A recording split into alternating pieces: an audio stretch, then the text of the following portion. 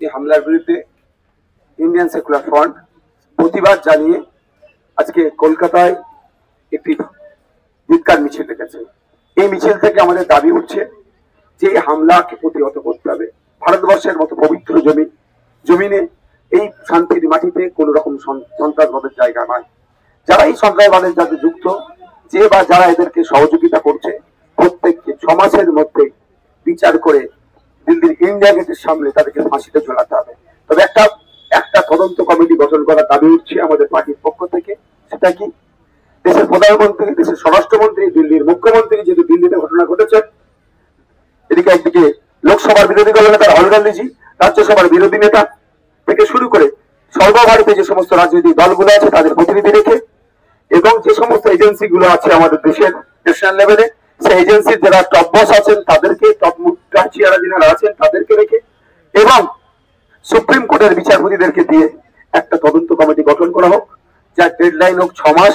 6 মাসের মধ্যে তদন্ত করে যারা এই কর্মকাণ্ডের সাথে যুক্ত সরাসরি এবং যারা তাকে সহযোগিতা করেছে প্রত্যেককে চিহ্নিত করে শাস্তি ব্যবস্থা হোক, সে শাস্তিটা হোক তাদের ফাঁসি ইন্ডিয়া গেটের সামনে তাদেরকে ঝুলিয়ে দেওয়া হোক। কারণ এই যে দেশের রাজধানীতে হামলা হয়েছে, শুধু দেশের মানুষের 140 কোটি মানুষের বুকে আঘাত থাকেনি। এই হামলাটা কি হয়েছে? এই হামলাটা বিশ্বের দরবারে আমাদের মাথা হেঁটে হয়ে গেছে। তো জবাব আমাদেরকে দিতে হবে, বিশ্বের কাছেও জবাব দিতে হবে। আমাদের বুকের জ্বালাটা মিটবে যখন ওই কুলাঙ্গার গুলোকে, শয়তান গুলোকে, বর্বর গুলোকে তখন ধরে ফাঁসিতে ঝুলানো হবে।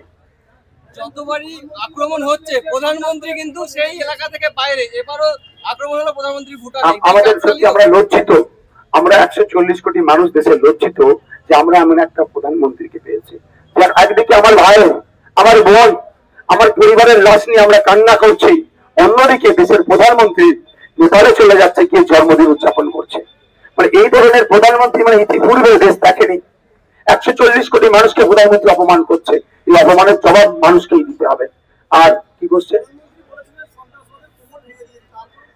কেন্দ্রের বিজেপি সরকার 2014 সালের আগে থেকে শুরু করে আজকে পর্যন্ত যে কথা প্রতিশ্রুতি দিয়েছে, একটা পূরণ করতে পেরেছে?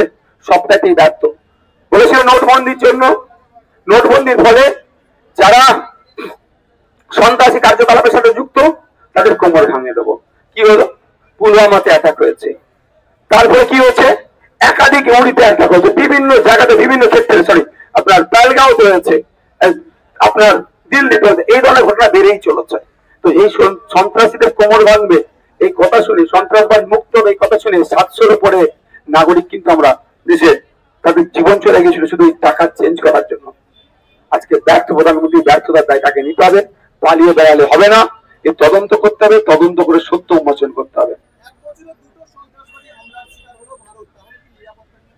প্রশ্ন তো কাটছে, যাদের দায়িত্ব দেওয়া আছে, মোটা অঙ্কের মাইনে দিয়ে তাদেরকে রাখা হচ্ছে, জনগণের ট্যাক্সের টাকা নিয়ে তাদেরকে দেওয়া হচ্ছে, তারা কি করছে? প্রশ্ন থাকছে।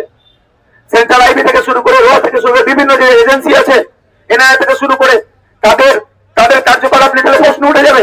আমি সেগুলোকে প্রশ্ন তুলব না। আমি চাই এই জঙ্গি কার্যকলাপ বন্ধ হোক। আর কাউকে বসছে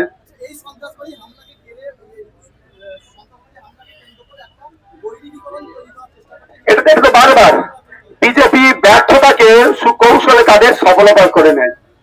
বিজেপির অন্যায়কে সুকৌশলে মিডিয়ার একটা অংশকে কাজে লাগিয়ে তারা তাদের এটা সফলতা হিসাবে দেখায়।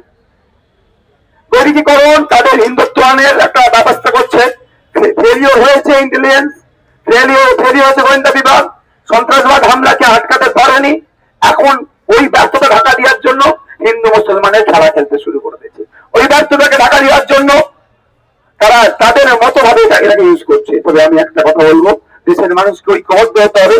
যে কোন ধরনের সন্ত্রাসবাদের বিরুদ্ধে দেশের মানুষকে ঐক্যবদ্ধ হয়ে লড়াই করতে হবে। বিজেপির সমস্ত ফেলিওরে কংগ্রেসকে টেনে আনা হয়, আরো একবার সুকান্ত মজুমদার সেটাই করলেন। কি বলবেন? দেখুন, পশ্চিমবঙ্গ রাজ্যে কিছু হলে উদাহরণ কি দেওয়া হয়, 34 বছরকে দেয়। আর বিজেপি তৃণমূল কংগ্রেস ফেলিওর হচ্ছে, 34 বছরের গল্প শোনাচ্ছে।